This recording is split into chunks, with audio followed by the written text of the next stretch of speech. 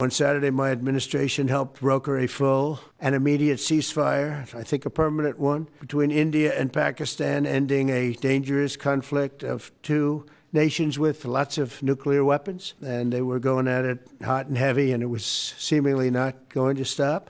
And I'm very proud to let you know that the leadership of India and Pakistan was unwavering, powerful, but unwavering in both cases, and having these.